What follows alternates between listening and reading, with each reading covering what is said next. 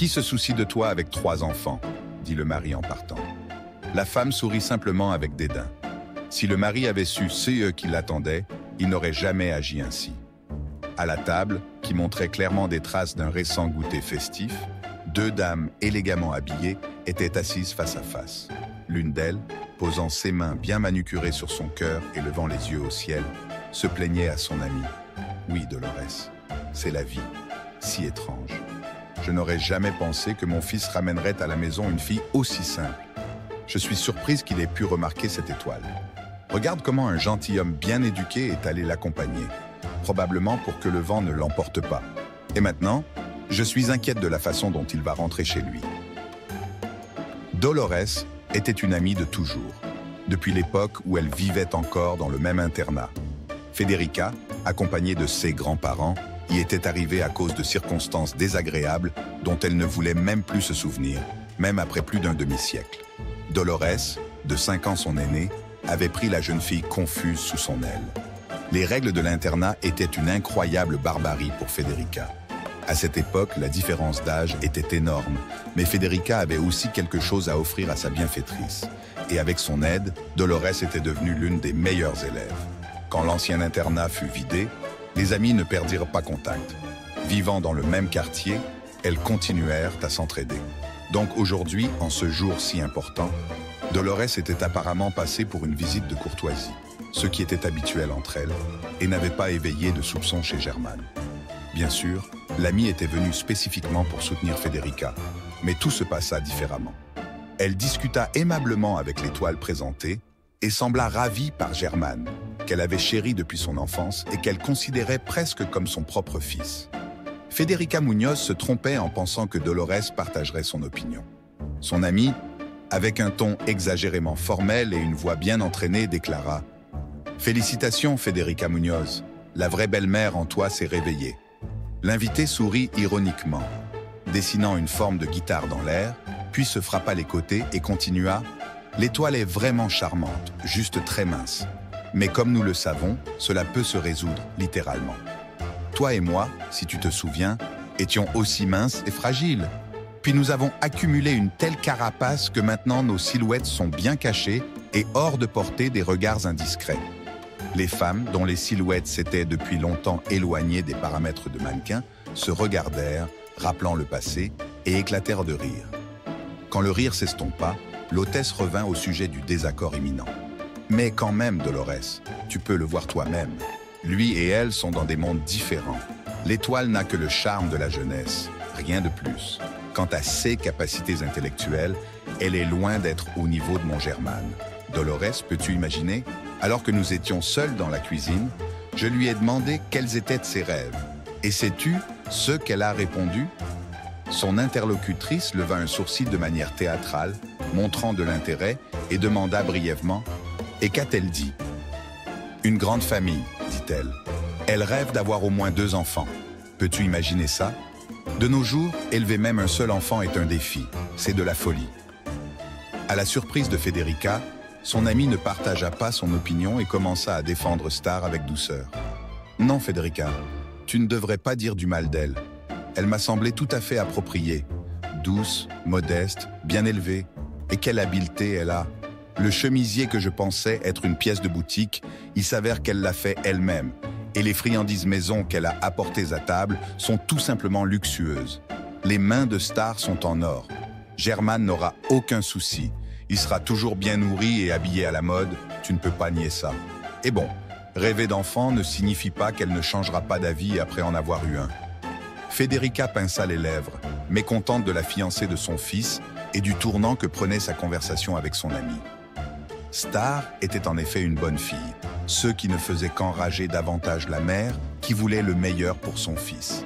Star, sans chercher à susciter la pitié, avait brièvement mentionné qu'elle avait été orpheline très jeune et que sa sœur aînée s'était ensuite occupée d'elle et de son frère cadet. Bien sûr, la famille vivait à peine dans l'abondance, donc le manque d'études supérieures était tout à fait justifié. Mais Star n'était pas stupide et pouvait facilement tenir une conversation sur les pièces de théâtre et les dernières tendances littéraires. Il était clair que les frères et sœurs orphelins étaient très soudés et travaillaient aussi sur leur développement culturel. Dolores, comme si elle pouvait entendre clairement les pensées de son amie, présenta un autre argument. C'est peut-être précisément à cause du sacrifice de la sœur aînée que Star rêve d'une grande famille. Après tout, avoir le soutien des êtres chers, c'est énorme. Tu sais, Federica, je pense que nous devrions accepter cette fille sans trop réfléchir. Bien sûr, nous pourrions rencontrer sa sœur et son frère d'abord, mais je suis plus que sûr qu'ils sont des personnes formidables, eux aussi. Être là les uns pour les autres, c'est tellement précieux. Le silence remplit à nouveau la pièce. Les femmes pensaient aux vicissitudes de la vie tandis que Germaine, qui était allée raccompagner la jeune fille chez elle, rassurait sa bien-aimée. « Crois-moi, tout s'est bien passé. Maman était, bien sûr, un peu tendue, mais c'est normal. Mais Dolores t'a certainement aimé. Tu verras, elle influencera positivement ma mère. Elle lui ouvrira les yeux sur combien tu es merveilleuse. Honnêtement, tu ne devrais pas t'inquiéter pour ma mère. Elle semble seulement stricte, et de toute façon, son avis n'est pas définitif. La seule chose que je veux, c'est être avec toi, et ainsi, ce sera. » Germaine rentra chez lui de très bonne humeur, heureux que sa mère et Dolores ne l'aient pas réprimandé ni tenté de le dissuader d'épouser Star. Cependant, la véritable bataille pour la liberté de l'homme était encore à venir. Federica Muñoz, étant une femme intelligente, décida d'agir astucieusement plutôt que de l'affronter directement. Bientôt, elle eut une conversation honnête avec son fils adulte. « Mon fils, je n'ai rien contre Star. Elle est gentille et douce, mais elle est très simple. Elle va te traîner dans un marécage de couches et de body de bébé. Pas besoin de deviner pour savoir à quoi ressemblera ta vie avec Star. Elle commencera à avoir des enfants et tu devras travailler si dur que tu ne verras pas le jour. Bien sûr, tu feras de ton mieux, mais rêves-tu de travail sans fin? Star est une bonne fille, et précisément pour cette raison, tu ne devrais pas gâcher sa vie avec ce mariage. Je te connais bien, depuis que tu es petit, tu es comme ça. Tu t'enthousiasmes pour une idée, tu déplaces des montagnes pour l'atteindre, et quand tu arrives à ton but, il devient inutile. Combien de fois cela s'est-il produit? Avec le vélo, le skateboard, souviens-toi quand tu voulais faire de la plongée sous-marine. Combien de fois l'as-tu fait? 2 fois, je crois. Germaine tenta de protester. « Maman, mais c'est complètement différent. Une chose, ce sont les passe-temps d'enfance. Et une autre, c'est maintenant. » Federica secoua la tête avec désapprobation. « Oh, mon fils, maintenant tu es amoureux, presque aveugle, et tu as besoin de quelqu'un pour t'expliquer l'évidence. Tu ne pourras pas supporter la monotonie de la vie domestique. Tu vas forcément divorcer d'Estrella, et si vous n'avez pas d'enfant, tu finiras par payer une pension alimentaire. Et cela pourrait ruiner tes futures relations. Crois-moi, je sais de quoi je parle. Laisse Estrella tranquille, et elle trouvera son véritable bonheur toute seule. Toi, tu as un destin complètement différent. Trouve une autre fille, plus ambitieuse, quelqu'un de plus audacieuse, pour que vous puissiez affronter la vie ensemble et conquérir tout ce qui est possible. » Cependant, l'homme ne céda pas. « Je n'ai besoin d'aucune autre fille. » Les disputes étaient fréquentes, mais malgré les tentatives et les astuces de sa mère, Germaine épousa Estrella. Federica Muñoz accepta sa belle-fille, qui se révéla très sage pour son âge. Estrella n'avait pas l'intention de céder à l'opinion de sa belle-mère, mais elle se comporta avec tant de tact que durant les mois où ils arrangeaient l'hypothèque et vivaient dans l'appartement de sa belle-mère, elle réussit à gagner la sympathie de la femme stricte. La jeune femme ignora les commentaires subtils contre elle et se montra une ménagère exemplaire. La naissance du premier enfant de son fils, 1 an après le mariage, réconcilia encore davantage la belle-mère avec Estrella. Quand Federica Muñoz rendait visite à son petit-fils Gonzalo, elle était toujours surprise qu'Estrella ait des plats préparés et la maison en parfait ordre. La femme comprit qu'une grande partie du mérite revenait à Estrella et à ses proches. Germaine et sa femme avaient contracté une hypothèque et, malgré l'aide de sa mère, leur option était loin d'être idéale. L'appartement avait besoin de réparation, pas seulement esthétique. Malgré cela, la belle-fille ne se plaignait pas et ne se lamentait pas. Avec l'aide de sa sœur et de son frère, elle organisa les rénovations avec des blagues et des rires. Son mari Hilario et Estrella elle-même, laissant le petit Gonzalo aux soins de la grand-mère, rénovèrent l'appartement. Ils engagèrent même une équipe qui avait récemment travaillé sur l'appartement de la sœur aînée. Federica Muñoz admirait l'amitié de ce trio. Elle était heureuse de voir la chaleur des relations entre les sœurs et le frère. Et tous ses doutes sur Estrella s'étaient dissipés. La jeune femme s'était révélée être une merveilleuse mère et épouse. Federica Muñoz partagea l'avis de son amie Dolores, qui avait été plus perspicace qu'elle et avait bien vu qu'Estrella prendrait parfaitement soin de Germán. 2 ans après le premier enfant, leur deuxième fils, Jacob, naquit. Le changement dans la famille affecta à peine l'état de la maison, si ce n'est par la présence de plus d'objets pour enfants. Estrella gérait tout avec succès. Federica Muñoz, se souvenant de et tentatives pour séparer son fils de sa petite amie, se réjouissait que ces persuasions aient été vaines. La belle-mère pensait que son fils et sa femme s'arrêteraient à 2 enfants. Mais Estrella et Germán avaient d'autres projets. Peu après le premier jour d'école de Gonzalo, ému par les chansons lors de la cérémonie, Estrella eut un accouchement rapide. Grâce à un conducteur d'ambulance habile, elle arriva à l'hôpital juste à temps. Presque dans le couloir de l'hôpital familier, elle donna naissance à leur 3e enfant, Léon. La naissance de Léon coïncida avec une crise dans l'entreprise où travaillait sa mère, et Estrella ne put pas retourner au travail. Germán en fut même content, disant « C'est bien, reste à la maison avec les enfants. Je gagne suffisamment d'argent et les enfants seront bien pris en charge. Tu n'auras pas à te stresser, et tout ira bien. » Cependant, suivant les conseils de sa sœur aînée, Andiana, Estrella essaya de ne pas s'isoler dans les tâches ménagères et chercha à travailler depuis chez elle. Bien sûr, avec 4 hommes à la maison, y compris son mari, il y avait beaucoup à faire. Estrella travaillait dur pour bien les nourrir, avec des repas variés et délicieux. Dès que les enfants furent un peu plus grands, elle les impliqua activement dans les tâches ménagères. La vie devint un peu plus facile lorsque le 2e enfant commença l'école, ce qui lui permit de réorganiser les tâches quotidiennes et de concilier les devoirs de routine avec les activités pour ses enfants bien-aimés. Sa belle-mère, voyant l'harmonie dans la famille de son fils, ne cessait d'admirer sa belle-fille infatigable. Elle essayait d'aider Estrella avec les enfants et aimait profondément ses petits-enfants. Avec le temps, les talents d'Estrella devinrent plus évidents. Et Federica Muñoz se réjouissait que son fils ait été têtu au bon moment. Quand Léon eut 4 ans, Estrella s'était pleinement adaptée à son rôle de femme au foyer.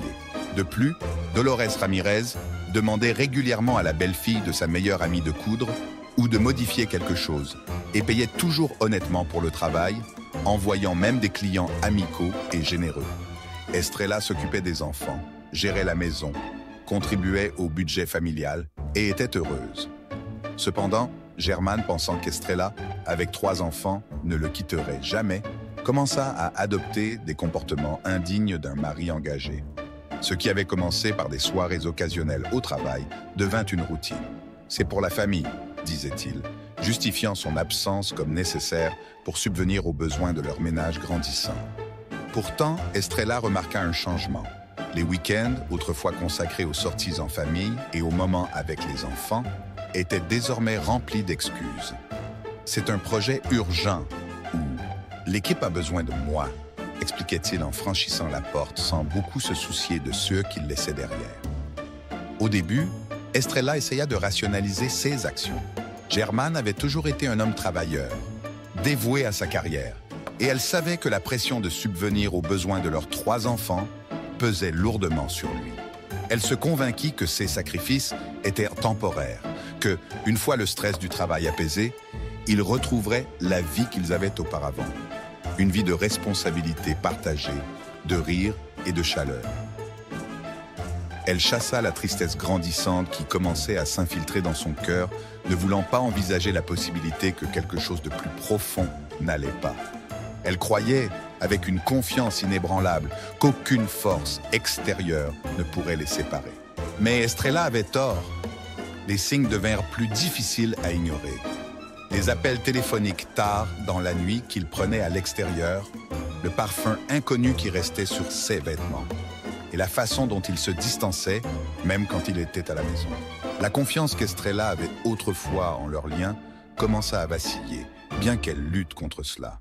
Elle avait toujours été du genre à affronter les problèmes de front, mais l'évasivité de Germane la laissait incertaine quant à la manière d'aborder le fossé grandissant entre eux. Elle croyait encore en l'homme qu'elle avait épousé, même si ses actions commençaient à jeter des ombres de doute. Un soir, alors qu'elle était assise seule à la table après que les enfants se soient couchés, Estrella réalisa qu'elle avait vécu dans une sorte d'aveuglement auto-imposé. Seules pensées dérivèrent vers le moment où ils étaient tombés amoureux pour la première fois. Germane était alors si attentionné et prévenant. Il lui avait fait sentir qu'elle était le centre de son monde. Maintenant, il semblait qu'elle n'était plus qu'une chose de plus dans sa vie bien remplie. Une constante qu'il prenait pour acquise. Estrella savait qu'elle devait affronter la vérité, mais cela la terrifiait. Que deviendraient-elle et les enfants si les fondations de leur famille s'effondraient? Le lendemain matin, Estrella décida de confronter Germane. Elle ne pouvait plus ignorer le désespoir silencieux qui s'était installé dans leur foyer. « Il faut qu'on parle », dit-elle, sa voix ferme mais chargée de peur inexprimée. Germane la regarda, son visage mélangeant culpabilité et surprise. Il ne s'attendait pas à ce qu'elle le confronte aussi directement, mais il ne pouvait plus y échapper. Au fur et à mesure que la conversation avançait, il devint évident pour Estrella que ses pires craintes étaient fondées. Germane s'était éloigné non seulement à cause du travail, mais parce qu'il avait trouvé du réconfort ailleurs, dans les bras d'une autre femme. Il tenta de justifier cela comme une erreur, quelque chose qui s'était simplement produit en raison du stress et du poids des responsabilités. Mais Estrella pouvait sentir le changement dans son cœur. Elle resta assise en silence, stupéfaite, son monde se désintégrant devant elle. Estrella, cette femme forte et déterminée qui avait toujours cru en la puissance de l'amour et de l'engagement, était maintenant confrontée à une réalité cruelle. Son mari avait trahi la confiance censée les unir. Le poids de cette trahison était écrasant. Et bien que Germane supplie pour obtenir son pardon, une partie d'Estrella savait que les choses ne pourraient jamais redevenir comme avant. La certitude qu'elle avait autrefois ressentie, que rien ne pourrait les séparer, s'était envolée.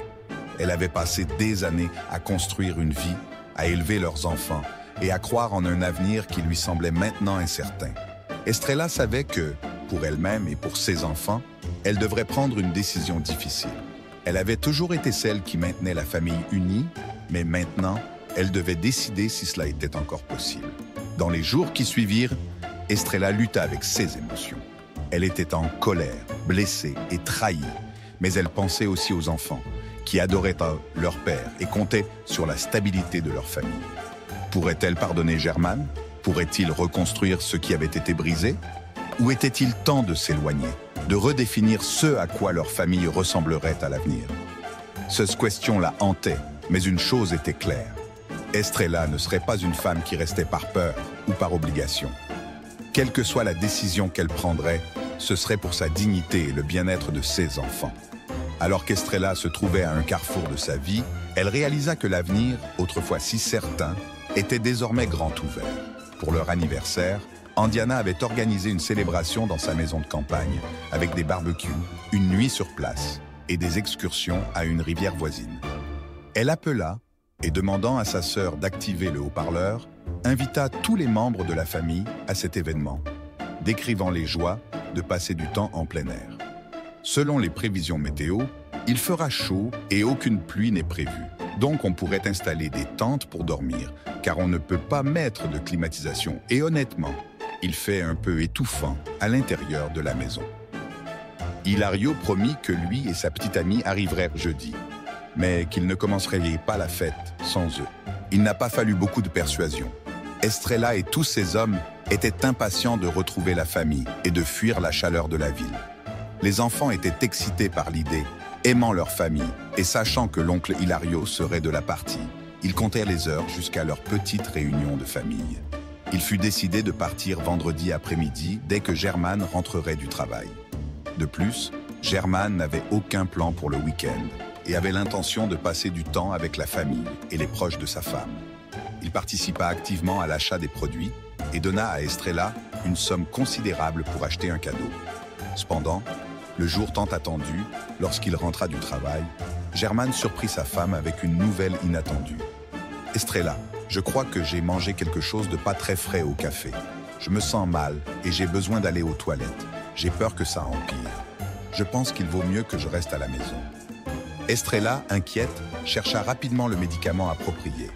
En tant que mère de plusieurs enfants, sa trousse de médicaments pouvait rivaliser avec celle d'un cabinet médical. Elle apporta donc rapidement à son mari, installé sur le canapé, une aide de première nécessité.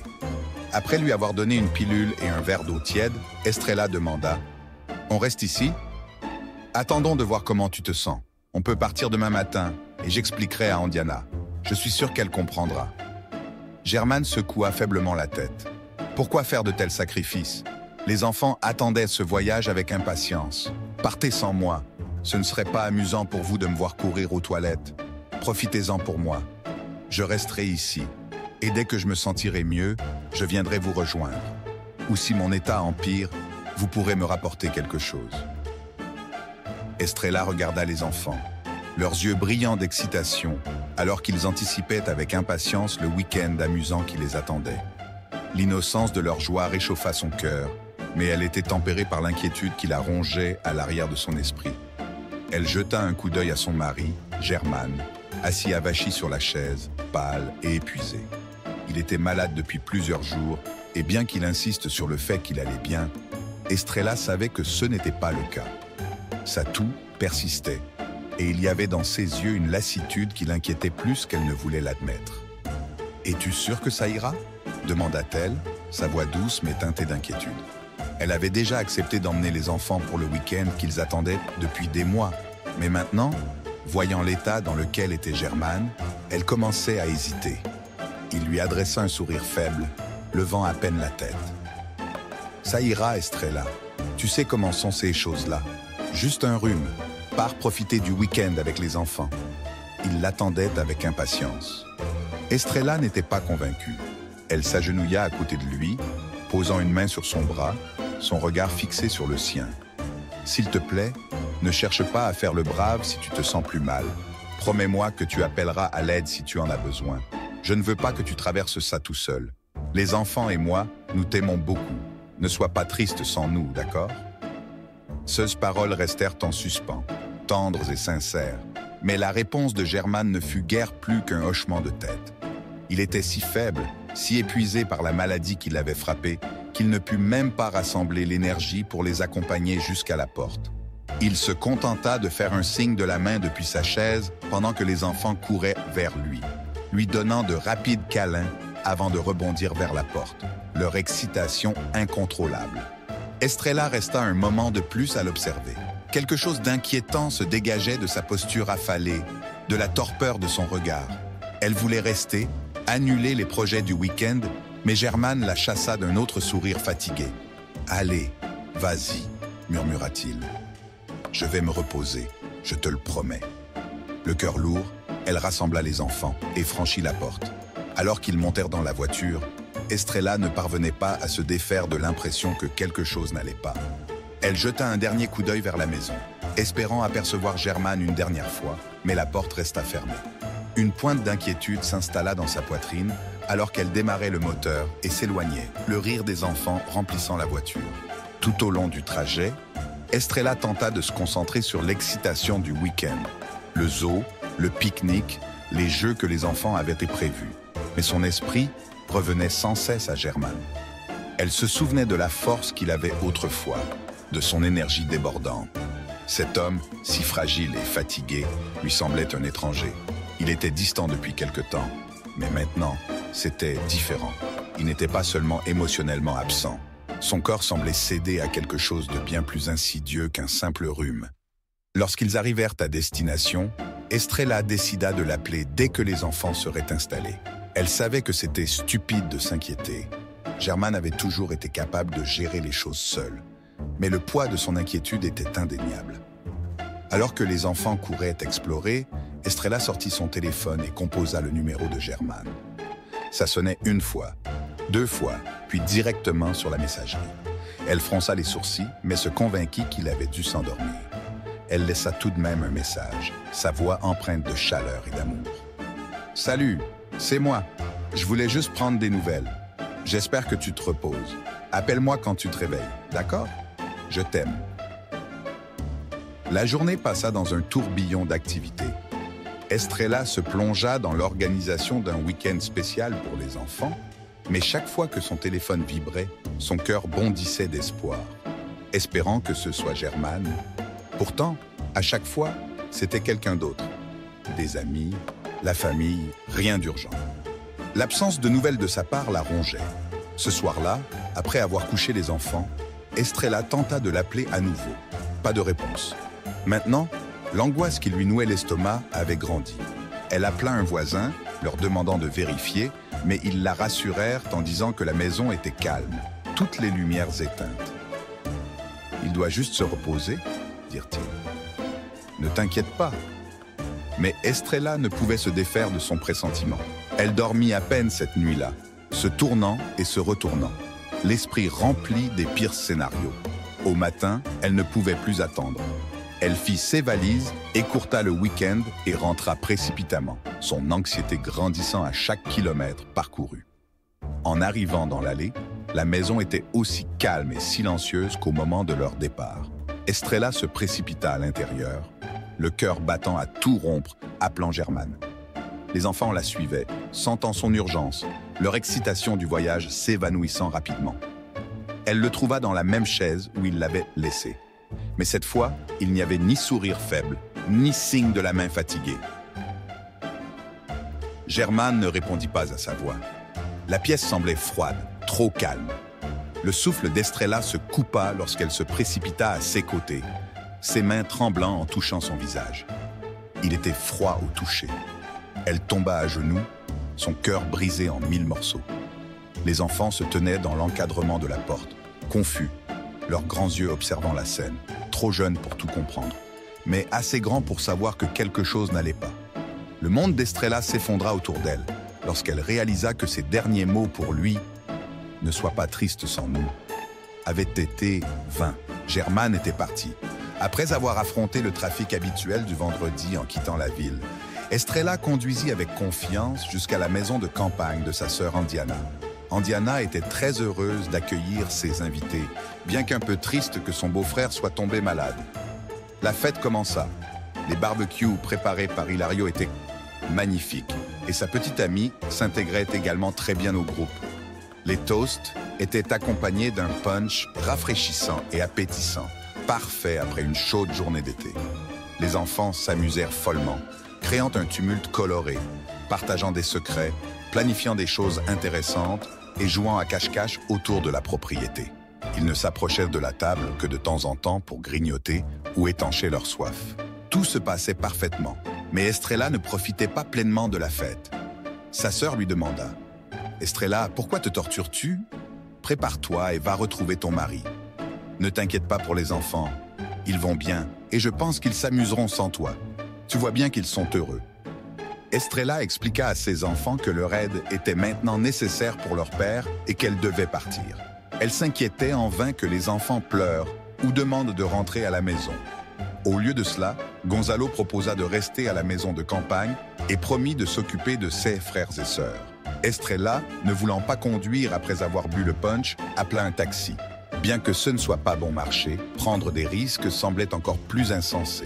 Elle fit ses adieux à sa famille et monta rapidement dans le taxi. La route du retour vers la ville était dégagée et le taxi l'amena rapidement à destination. Estrella ne voulait pas alarmer son mari, alors elle ouvrit la porte avec sa clé et resta figée un moment en voyant une paire de chaussures de femme dans le couloir. Estrella paniqua, pensant que Germane s'était senti si mal qu'il avait appelé une ambulance. Mais il n'y avait pas d'ambulance près de l'immeuble et après tout, il était peu probable qu'un médecin d'une clinique privée enlève ses chaussures chez un patient. Soudain, Estrella fut envahie par un sentiment de terreur. Elle comprit que la maladie de son mari n'était qu'un prétexte pour rester à la maison. Une douce musique et une voix de femme venant de la chambre confirmèrent sa suspicion que Germane lui avait menti. Son premier réflexe fut de sortir en courant de l'appartement, mais Estrella décida de faire face à la dure réalité comme une épouse fidèle jusqu'au bout. Elle ouvrit brusquement la porte de la chambre entr'ouverte. Observant la scène pendant quelques secondes, à sa grande surprise, elle se mit à applaudir. La maîtresse surprise poussa un cri et se retourna.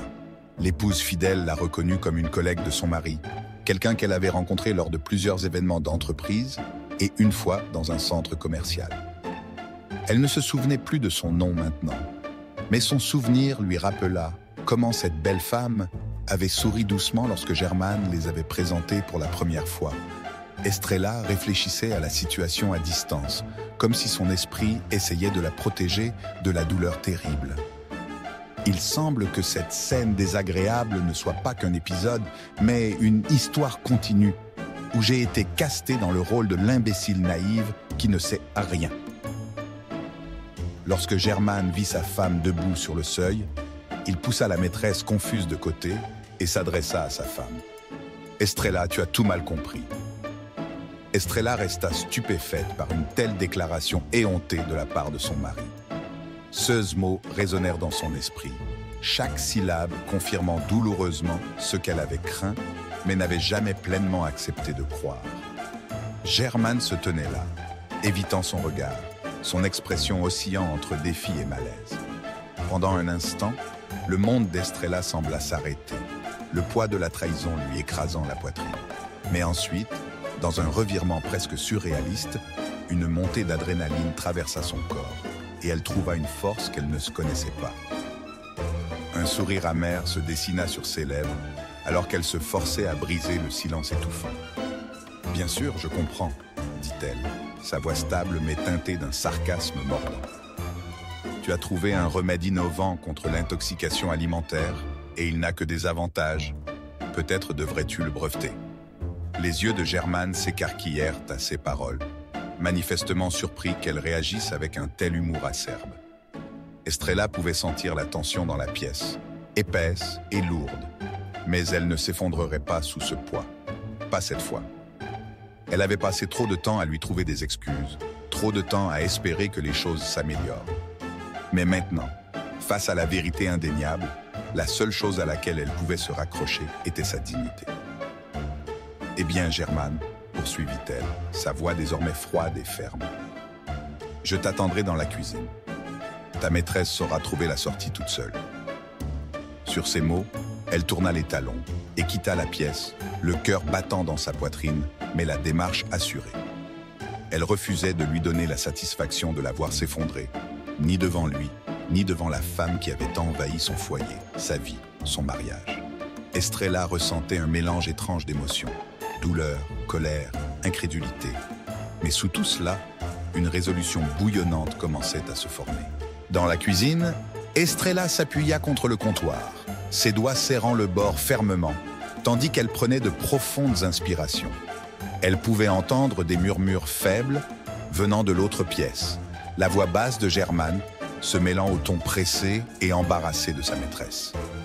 L'esprit d'Estrella tourbillonnait alors qu'elle essayait de tout assimiler, les arêtes tranchantes de la trahison, la blessant à chaque instant qui passait. Pourtant, au milieu du chaos intérieur, il y avait une clarté. Elle ne pouvait plus vivre ainsi, à faire semblant, à espérer, à endurer. C'était le moment qu'elle redoutait, mais c'était aussi le moment où elle réalisa qu'elle devait reprendre le contrôle de sa vie. Le bruit de pas l'attira de ses pensées et elle sut que Germane s'approchait. Elle se redressa, se préparant à affronter la maigre excuse ou la justification qu'il allait offrir. Lorsqu'il entra dans la cuisine, son visage était pâle, sa confiance d'autrefois visiblement ébranlée. « Estrella !» commença-t-il, sa voix faible, comme si le poids de la situation commençait enfin à l'atteindre. « Je ne voulais pas que ça arrive. C'est juste que... » Elle leva la main pour l'arrêter, ses yeux froids et implacables. « Ne commence pas, » dit-elle fermement. « Tes excuses ne m'intéressent pas. J'en ai assez entendu. » Germane resta là, la bouche légèrement ouverte, comme s'il cherchait désespérément les bons mots. Mais Estrella ne voulait plus rien entendre. Elle avait déjà entendu tout ce qu'elle avait besoin de savoir. « Je t'ai tout donné, » poursuivit-elle, sa voix calme et résolue. « J'ai été à tes côtés à travers tout, je t'ai soutenu, j'ai élevé nos enfants, j'ai construit une vie avec toi. Et c'est ce que tu me donnes en retour ?» Germane baissa les yeux, la culpabilité et la honte envahissant son visage. Mais Estrella ne lâcha pas prise. « Tu penses que je vais rester là et accepter ça ?»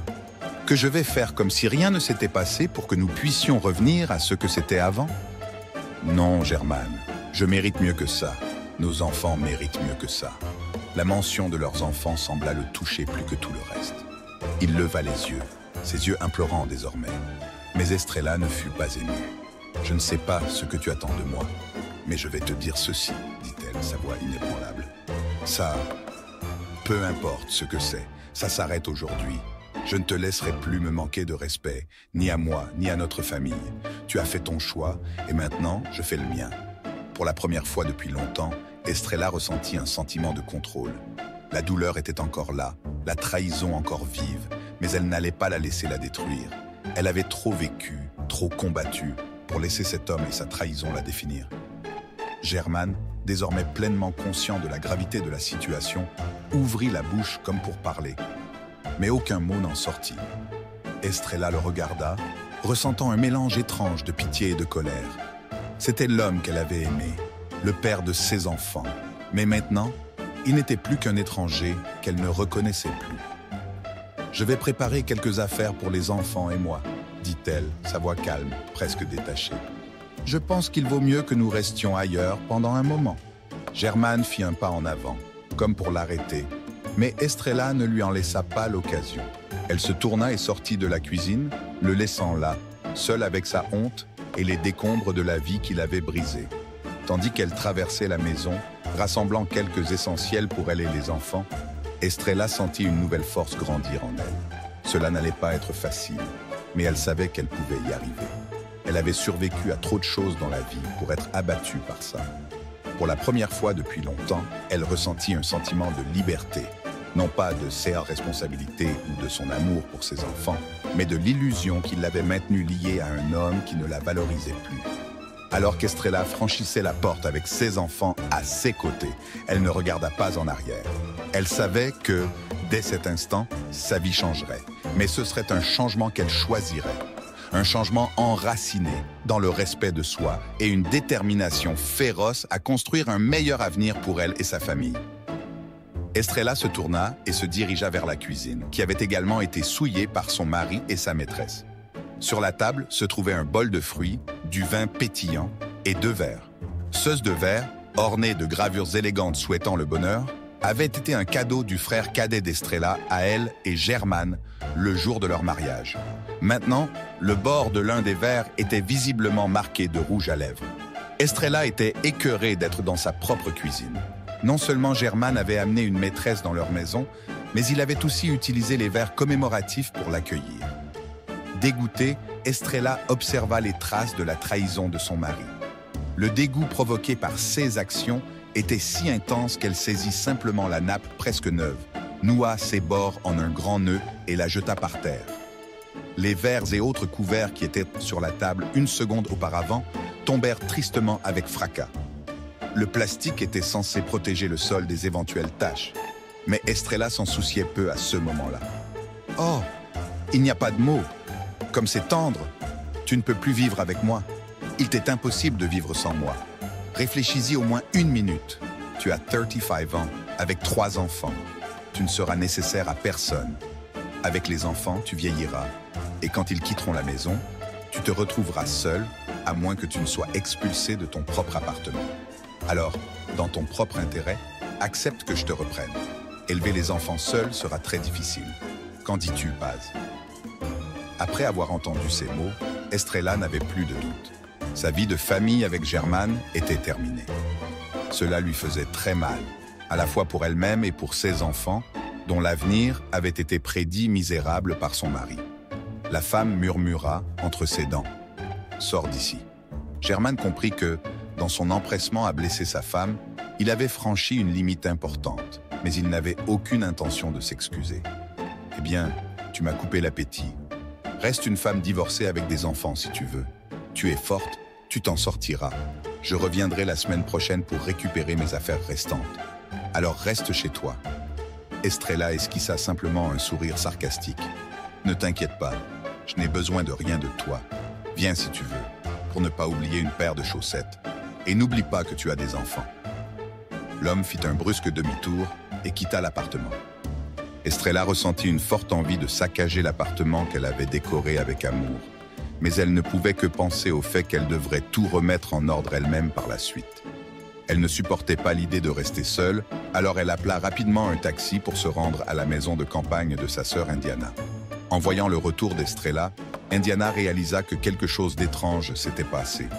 Tirant sa sœur à l'écart pour que les autres invités n'entendent pas, elle demanda « Germán va mal, n'est-ce pas? A-t-il été hospitalisé? Pourquoi ne dis-tu rien, Estrella? Dis-moi ce qui s'est passé. » Estrella ne chercha pas à inventer quoi que ce soit et raconta honnêtement les derniers événements familiaux. Indiana prit sa sœur dans ses bras et lui conseilla de ne pas prendre de décision hâtive, disant que Germán méritait peut-être une seconde chance. « Quoi que tu décides, dit Indiana, je veux que tu saches que je serai à tes côtés et que je te soutiendrai. Les enfants ne devraient probablement rien savoir pour l'instant. Attends, peut-être que d'ici le week-end, tu changeras d'avis et essaieras de reconstruire la famille. Sinon, au moins ils auront encore quelques jours heureux. » Les conseils de sa sœur n'étaient pas dénués de sens, et Estrella décida de ne pas perturber la paix des enfants. Germán ne téléphona pas et n'essaya pas de parler à sa femme à nouveau. Après tout, il avait suffisamment de problèmes sans tenter de se réconcilier avec elle. Peu de temps après sa tentative ratée de réconciliation avec Estrella, l'homme furieux fit ses valises et les emmena chez sa mère, l'informant « Je n'ai pas réussi à convaincre cette sorcière. Qu'elle se débrouille. Elle viendra me chercher quand elle aura des problèmes. » Sa mère lui rappela que des années auparavant, elle lui avait conseillé de ne pas gâcher la vie d'Estrella, ni d'insister pour l'épouser.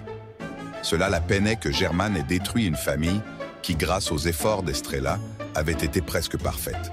Elle n'eut pas le temps de dire à son fils qu'Estrella n'était pas une sorcière, mais simplement la victime de son entêtement, et que, en réalité, la cause de la discorde était sa propre trahison. L'homme donna un coup de pied à ses valises contre le mur, comme s'il se défoulait sur elle, puis s'en alla en furie. Des pensées sombres envahirent l'esprit de la femme. L'histoire triste de sa propre vie se répétait maintenant dans celle de sa belle-fille. Federica Muñoz éprouvait de la peine pour Estrella, et surtout pour ses petits-enfants. Ayant traversé une épreuve similaire avec son mari, le père de Germán, elle comprenait parfaitement que, en tant que père du week-end, son fils ne pourrait pas accorder beaucoup d'attention aux enfants. Elle essayait de comprendre où elle avait échoué dans l'éducation de Germán, qui avait si facilement détruit sa famille.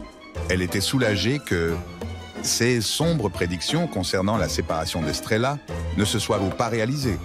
Mais maintenant, ce soulagement semblait vain. Toute la journée, Federica Muñoz réfléchit à la manière de convaincre son fils et sa belle-fille de ne pas agir impulsivement. Elle ne savait pas comment faire comprendre à son fils et ne se sentait pas autorisée à exercer de pression sur Estrella. La journée passa inaperçue et à la tombée de la nuit, la femme eut une autre surprise. D'un pas incertain, Germán arriva à l'appartement avec une amante visiblement éméchée. Il la présenta à sa mère. « Laetitia, voici ma maman, Muñoz, la meilleure du monde, je te le dis, j'en suis sûr, dit-il en rotant avant de poursuivre. « Maman, voici Laetitia. On va rester ici un moment, d'accord ?» Germán croyait à tort que sa mère accepterait calmement sa trahison envers sa femme. Federica Muñoz, qui avait traversé une expérience similaire, prit de manière inattendue le parti d'Estrella. « Mon fils, je ne vais pas te mentir. Je ne suis pas ravi de rencontrer la femme pour qui tu as insulté ta femme légitime. Je vais te laisser rester dans l'appartement pour une nuit, et seulement parce qu'il est dangereux d'être dans la rue dans cet état. Je ne veux pas qu'il t'arrive quelque chose. Mais sache bien que je n'accepterai pas que tu transformes cet appartement en autre chose. » dis-je. L'amante de Germán ne sembla pas du tout troublée par un tel accueil. Pendant qu'il allait aux toilettes, elle sourit largement et dit « Je n'avais pas hâte de te rencontrer aujourd'hui non plus. Je ne suis pas dans la meilleure forme. J'étais tellement nerveuse que j'ai oublié d'apporter des fleurs. Je m'excuse et j'espère que tu comprends. Pour éviter tout malentendu entre nous, soyons clairs. J'aime ton fils depuis longtemps et je t'assure que j'ai les intentions les plus sérieuses. Je suis convaincu qu'après le divorce, je l'épouserai. Alors, que cela te plaise ou non, nous devrons nous entendre. Nous voulons toutes les deux que Germán soit heureux, n'est-ce pas? » Il est difficile de savoir ce que Federica Muñoz aurait répondu à l'audacieuse invitée, car Germán revint avec 2 verres, et conduisit sa maîtresse dans sa vieille chambre d'enfant, disant à sa mère indignée qu'il ne dînerait pas ce soir-là. Dans un effort pour résoudre la crise de son fils, Federica Muñoz tenta de faire intervenir son amie avisée. En expliquant la situation à Dolores, elle lui demanda de parler à Germán, espérant que son fils l'écouterait. Cependant, dès que Dolores commença à lui donner une leçon sur l'importance de valoriser la famille, Germán coupa brusquement la conversation. « Et sans cérémonie, tante Dolores, je t'ai toujours respecté, je t'ai presque considéré comme de la famille, et je ne m'attendais pas à ce que tu t'impliques dans quelque chose qui ne te concerne pas, surtout quand tu ne tentes pas de convaincre la bonne personne. Ce serait plus facile pour moi de rester avec Estrella, mais elle se montre très têtue. » Germán se mit même à rire, réalisant l'ambiguïté de S et ses paroles, puis continua avec un sérieux complet. « J'espère que tu cesseras de me harceler avec cette histoire. Au revoir. » Voyant que sa mère réagissait mal à cela, Germán laissa ses affaires chez ses parents et se jeta dans une vie imprudente avec sa maîtresse. Lui et sa compagne sans vergogne venaient occasionnellement passer la nuit chez Federica Muñoz car ils ne trouvaient pas ou ne voulaient pas chercher un logement à long terme. Le comportement débridé du couple, qui s'amusait sans honte devant la vieille femme, la plongeait dans une profonde tristesse. La mère rêvait que Germán reviendrait à la raison et retournerait auprès de sa femme. Mais au fil des jours, l'homme semblait avoir oublié sa famille. À la demande de son ami, Dolores tenta une autre approche, influencer Estrella. La vieille femme répéta pratiquement ce que Federica Muñoz avait dit à sa belle-fille, mais sans obtenir de résultats positifs. Estrella, épuisée par toute la situation, se contenta de demander « Dolores, j'entends partout que mes enfants ont besoin de leur père. Je le comprends parfaitement. Mais comment puis-je surmonter cela ?» Dolores ne sut comment répondre à cette question. Après avoir remercié Estrella pour son temps et laissé des cadeaux pour les enfants, elle prit congé, embrassant cette femme forte et fière. Estrella était profondément angoissée, ne sachant pas comment dire à ses enfants qu'elle divorçait de leur père.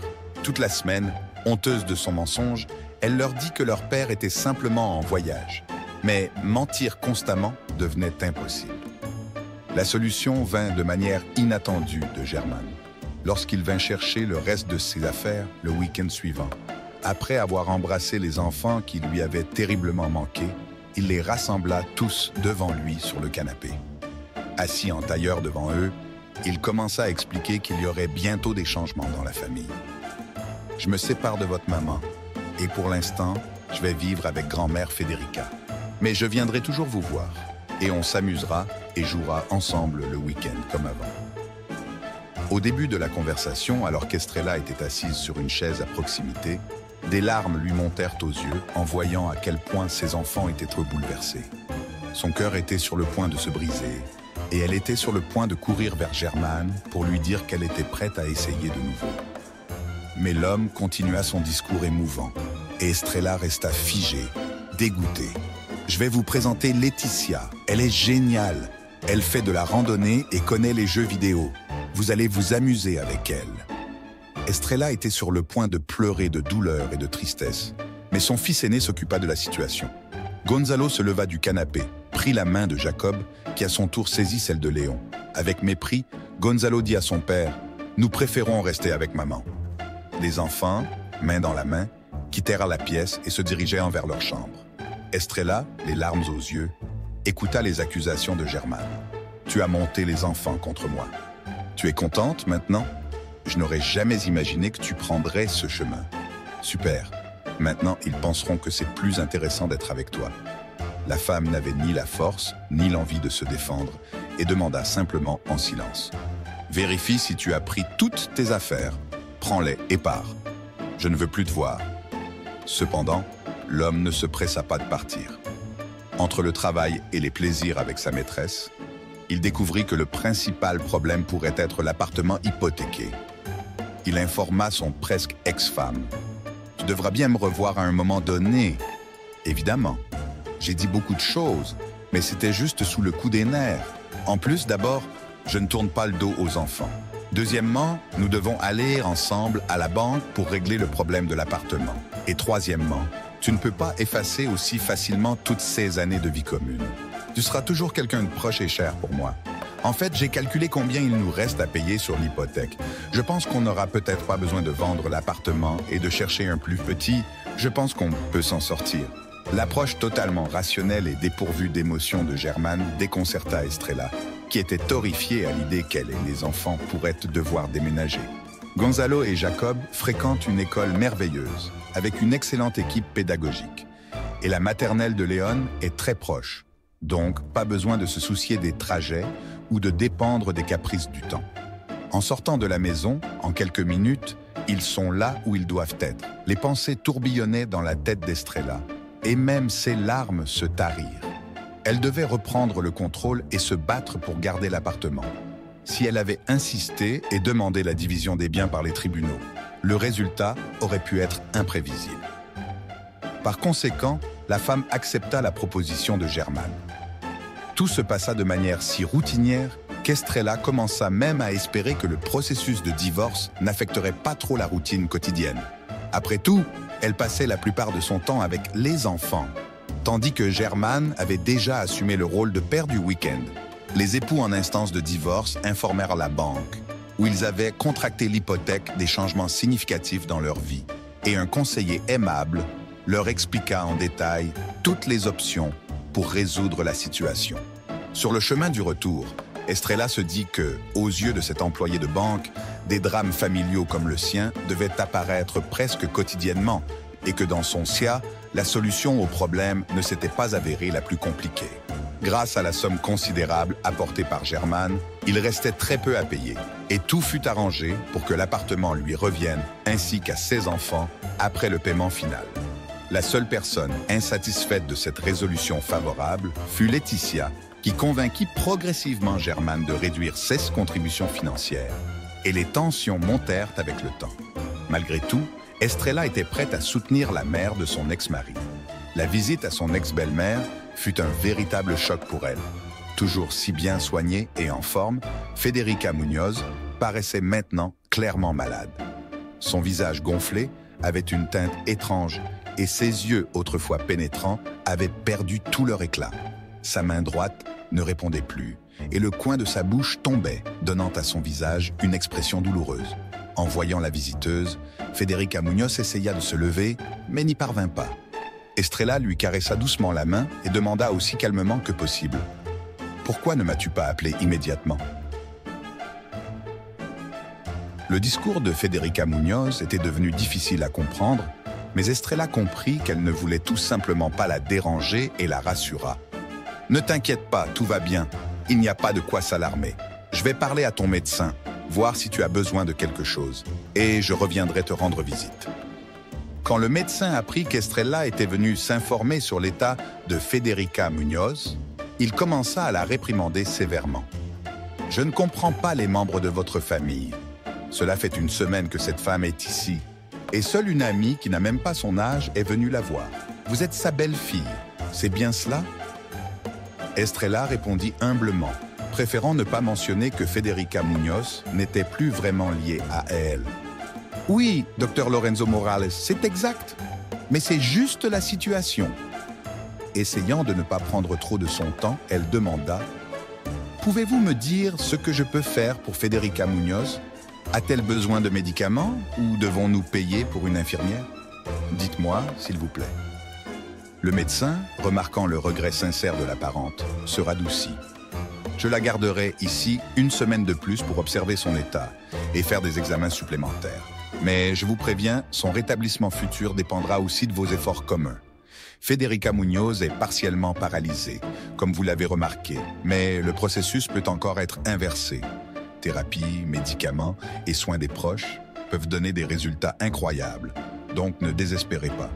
Je vais vous donner des brochures avec des informations détaillées, y compris des exercices de base. » L'homme parcourut les textes des documents promotionnels, raya certaines choses, ajouta des points d'exclamation dans les marges, puis tendit les papiers à Estrella. Voici les recommandations détaillées pour l'assistance médicale. Des instructions plus précises pour votre belle-mère seront imprimées lors de sa sortie. Estrella remercia le médecin et laissa nerveusement une enveloppe sur son bureau.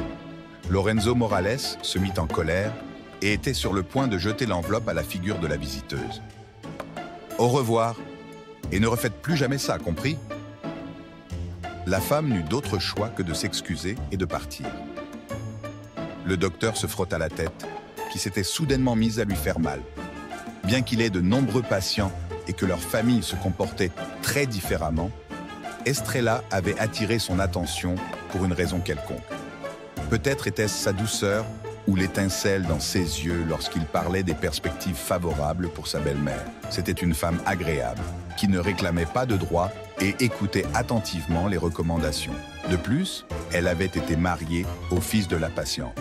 Après avoir pris un cachet pour son mal de tête, Lorenzo Morales se mit à entrer des données dans l'ordinateur pour ne plus penser à cette rencontre troublante. Estrella rentrait chez elle et était contente d'avoir décidé de rendre visite seule à sa belle-mère en premier. Les enfants ne devraient pas voir à quel point leur seule grand-mère était devenue faible. Par Gonzalo, elle apprit que Germán serait à l'étranger pendant encore 3 semaines. Pensant que son ex-mari ne savait toujours pas dans quel état se trouvait sa mère, Estrella décida de l'appeler. Laetitia répondit au téléphone et, avec une évidente réticence perceptible dans son ton mécontent, passa le combiné à Germán.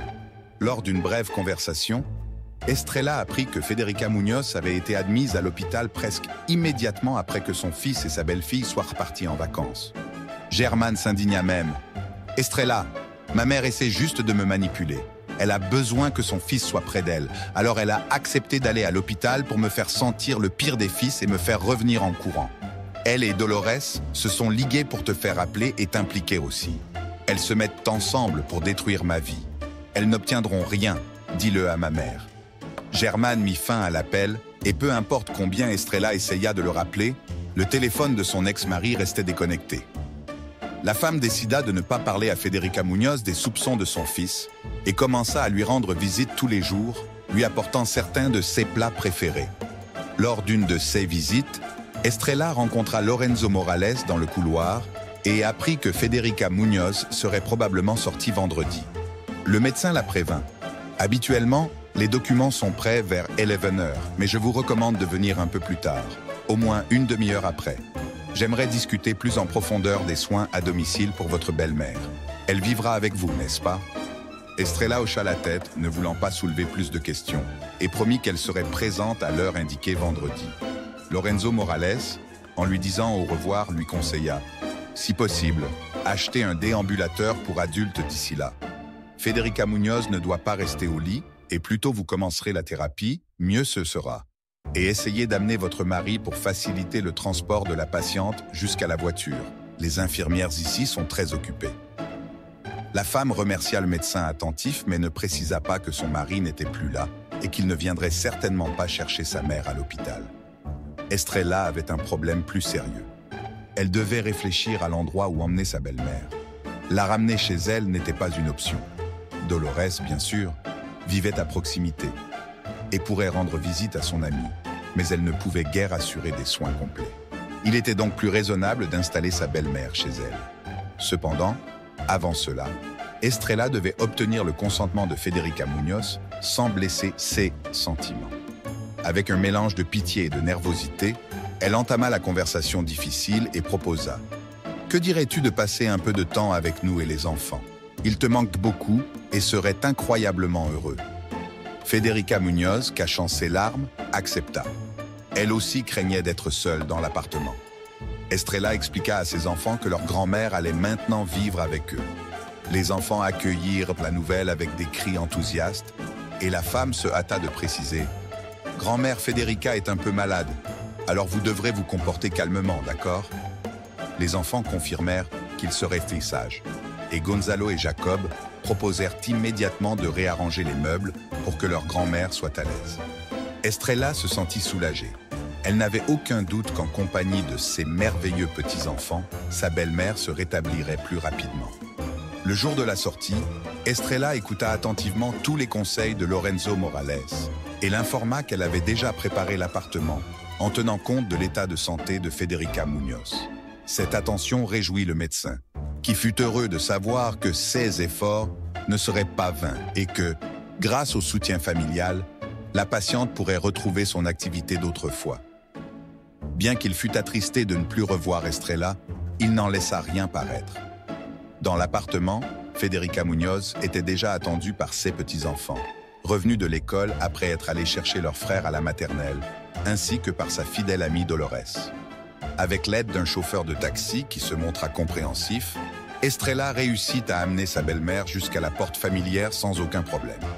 La vieille femme ne se doutait pas que son retour de l'hôpital se transformerait en une telle célébration émotionnelle. Les grands-enfants lui racontèrent leur réussite à l'école, tandis que le petit Léon lui montra une carte pour la fête du printemps. Puis, réalisant que ce souvenir devait être une surprise pour sa mère, il rougit profondément. Dans l'agitation joyeuse, l'humeur de Federica Muñoz s'améliora considérablement et ses joues se colorèrent. Elle prit plaisir à regarder Estrella, admirer ses enfants. La femme fit participer les enfants à la préparation du repas et Dolores rappela discrètement à son amie une vieille conversation qu'elles avaient eue après avoir rencontré Germán, qui n'était alors que son petit ami. « Tu vois, j'avais raison quand j'ai essayé de défendre Estrella. Elle n'a que des qualités et élève merveilleusement les enfants. Regarde comme ils sont de bons petits aides. » Federica fut momentanément attristée, mais elle se redressa ensuite, confirmant l'opinion de son amie. « Oui, Dolores, c'est vrai. En fait, Star a été plus proche de moi cette semaine que mon propre fils. La façon dont elle s'est occupée de moi, les voisines de la chambre ont commencé à m'envier. » Après un déjeuner agréable, Dolores aida son amie à s'installer dans la chambre préparée pour elle, tandis que Star se rendit à la pharmacie pour acheter CE qui était nécessaire pour les soins de sa belle-mère. En prenant la responsabilité de s'occuper de Federica, la femme comprenait que cela ne serait pas facile. Mais le plus difficile n'était pas les soins en eux-mêmes, c'était le fardeau financier croissant. Star avait quitté son travail, pensant qu'elle pourrait gagner à peu près la même chose en travaillant en freelance qu'elle gagnait dans l'atelier. Mais cela lui permettrait de rester plus longtemps à la maison. Germán, qui avait bloqué le numéro de téléphone de son ex-femme, ne répondait pas non plus aux appels de sa mère. Chaque fois que Federica n'arrivait pas à joindre son fils, elle devenait triste et irritable. Mais Star ne perdait jamais patience avec la femme démunie. Elle l'encourageait constamment d'un regard, d'un sourire, ou grâce à la présence ponctuelle des petits-enfants. La vie prit un nouveau tournant. Federica Muñoz ne pouvait s'empêcher d'admirer son ancienne belle-fille. Peu à peu, les soins de Star portèrent leurs fruits. La belle-mère se rétablit et commença à se déplacer seule à nouveau. Même son bras droit retrouva presque toutes ses fonctions. Son écriture était encore hésitante, mais Federica ne se laissa pas aller. Elle prit un carnet des petits-enfants et s'entraîna de toutes ses forces, organisant des compétitions ludiques avec le petit Léon. Dans quelques semaines, amenez-la dans la région, recommanda le médecin expérimenté. Federica Muñoz aurait dû suggérer qu'elle se rétablisse dans un centre de remise en forme, mais pour être honnête, il semblait qu'elle n'en avait pas besoin. Star, qui accompagnait Federica, hésita soudain. Il s'avère que Lorenzo Morales avait mentionné quelque chose à propos d'une récupération en centre de soins et avait conseillé de ne pas manquer cette opportunité. Il voulait que la belle-mère reprenne pleinement une vie normale. Par conséquent, Star décida de demander une place dans le centre. Sur le chemin du retour, Star remarqua que Federica avait les lèvres serrées et décida de clarifier la situation. « Comprends bien, je n'essaie en aucun cas de me débarrasser de toi. Je m'inquiète aussi de te laisser partir. Tu te souviens de ton médecin traitant? Il m'a semblé très compétent et respecté. Eh bien, il a recommandé de profiter de l'opportunité de te rétablir dans le centre de soins. Je demanderai à Dolores de t'accompagner. Tu verras, cela te sera bénéfique. » Star sollicita Dolores, qui accepta de tout cœur en convenant que les installations du centre étaient bien meilleures. La femme persuada son amie. « Federica, arrête d'y penser. Il est nécessaire d'y aller pour te rétablir. En plus, ils t'assigneront probablement un centre en ville, donc si tu n'aimes pas, nous appellerons un taxi, et dans le pire des CA, nous serons à la maison en 20 minutes. Qu'y a-t-il à réfléchir ?» Federica Muñoz s'inquiétait que Star dépense de l'argent pour les préparatifs du spa en achetant des maillots de bain pour les activités en piscine, des vêtements confortables et d'autres articles. La vieille femme essayait de résister, mais son ancienne belle-fille ne lâchait rien. Et lors d'une de leurs discussions, elle lui dit « Federica Muñoz, tu m'as chaleureusement accueilli dans ta famille à l'époque. même si je savais déjà que mon niveau était différent de celui de Germane. Laisse-moi prendre soin de toi comme si tu étais ma propre mère, ne serait-ce qu'un peu. Après ces mots, Federica Muñoz ne put retenir ses larmes et pleura. Elle se sentit tellement honteuse en se rappelant comment elle avait critiqué sa belle-fille. Et pourtant, Star non seulement ne lui en voulait pas, mais se sentait aussi complètement acceptée dans la famille. Star se hâta de consoler la femme en pleurs et lui promit « Ne t'inquiète pas pour Dolores et moi, je viendrai souvent rendre visite aux enfants et à toi. » Star prit un taxi et emmena Federica et son amie au spa. Excitées pour cette nouvelle aventure dans leur vie, elles dirent un long au revoir à la femme attentionnée, qui était devenue bien plus proche de sa belle-mère que Germane, qui n'était toujours pas apparue à l'horizon.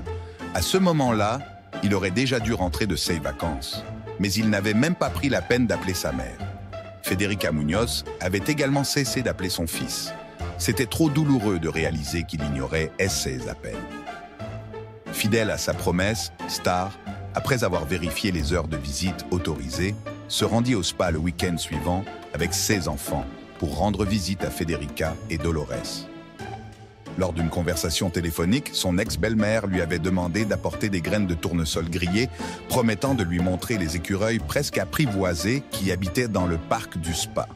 En plus des friandises pour les animaux, Star apporta aussi quelques gâteaux faits maison, en pensant que la nourriture maison est toujours la bienvenue. Le beau temps leur permit de discuter dehors plutôt que dans le hall et de se promener sur les sentiers pittoresques. Les enfants furent ravis par les écureuils, qui étaient si habitués aux gens qu'ils acceptaient les friandises directement de leurs mains. Star demanda aux femmes visiblement rajeunies comment elles s'adaptaient au spa, et Federica Muñoz avoua « Je suis simplement heureuse de m'être laissée convaincre. En plus, c'est très chanceux que mon médecin traitant, Lorenzo Morales, peut-être que tu te souviens de lui, travaille aussi ici. Il a remarqué que j'ai fait de grands progrès depuis le jour où j'ai quitté l'hôpital, et je sais que c'est grâce à tes soins. » Star rougit et haussa les épaules. « Tu as aussi fait beaucoup d'efforts pour y arriver. » Dolores rejoignit la conversation avec une blague habituelle. « Si le patient veut vivre, la médecine est impuissante. » Les trois femmes rirent ensemble.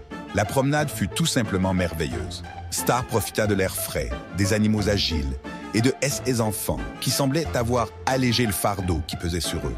Soudain, la promenade agréable fut interrompue par une voix familière qui retentit derrière elle. « Federica Muñoz, Dolores Ramirez, les heures de visite sont presque terminées. » Star se retourna, devinant déjà qu'elle verrait Lorenzo Morales.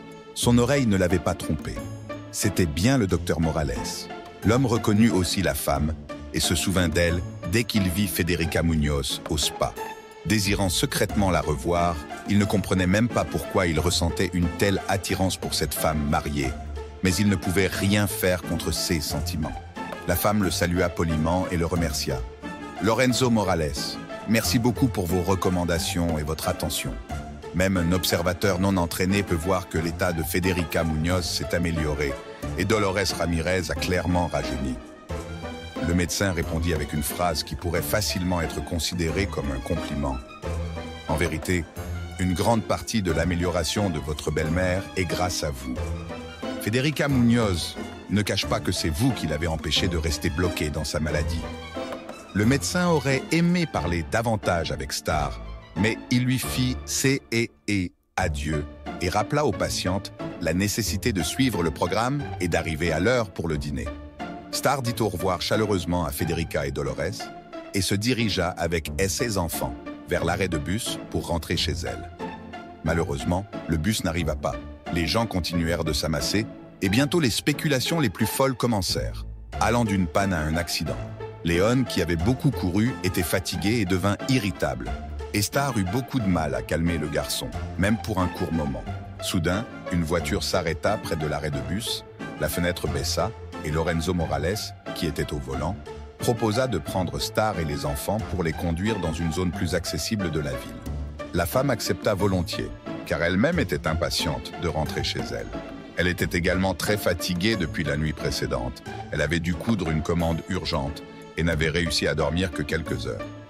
Après avoir installé les enfants sur les sièges arrière, Star s'assit à côté du médecin et voulut d'abord savoir dans quelle direction il se dirigeait pour pouvoir déterminer où il serait préférable de descendre.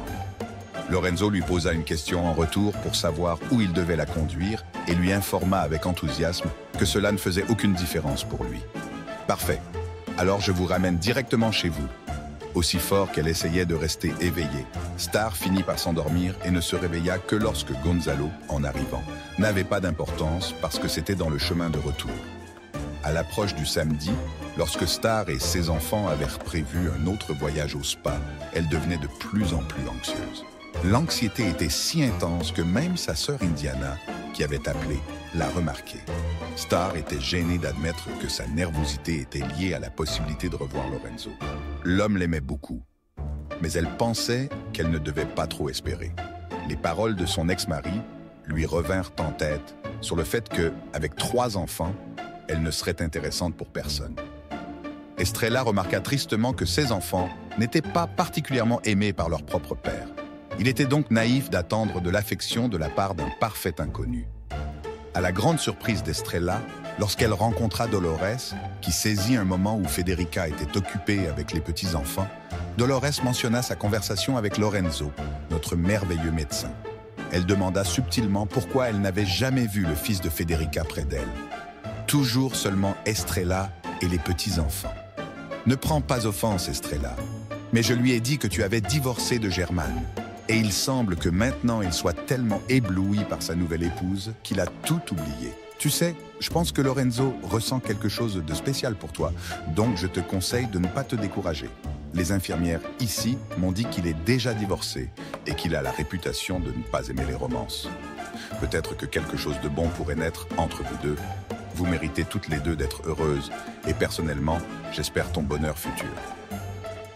La révélation de Dolores fut interrompue par Léon, qui s'approcha de sa mère pour lui montrer une fleur jaune inhabituelle. Pendant cette visite, Estrella n'eut pas l'occasion de voir Lorenzo. Cependant, une semaine plus tard, il non seulement la ramena chez elle avec les enfants, mais il l'invita aussi à un rendez-vous. Gonzalo, Jack et Léon, à qui l'homme demanda d'abord la permission, conseillèrent unanimement à leur mère d'accepter l'invitation. La romance qui se développa entre le médecin et Estrella progressa rapidement. L'homme ne voulait pas perdre un seul jour et réussit à la convaincre qu'elle pouvait lui faire confiance.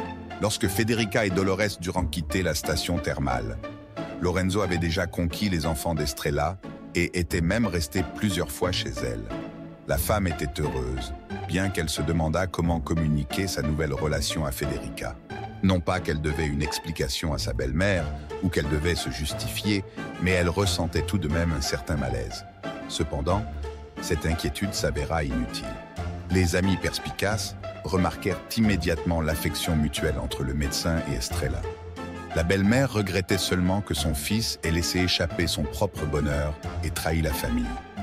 Federica Muñoz déplorait qu'avec ses actions, Germane ait brûlé tous les ponts et qu'Estrella ne lui pardonnerait plus. Néanmoins, après le spa, Estrella refusa fermement de retourner dans l'appartement de sa belle-mère. « Merci ma chère, pour tes soins, ton abri et ta gentillesse. Mais il est temps de partir.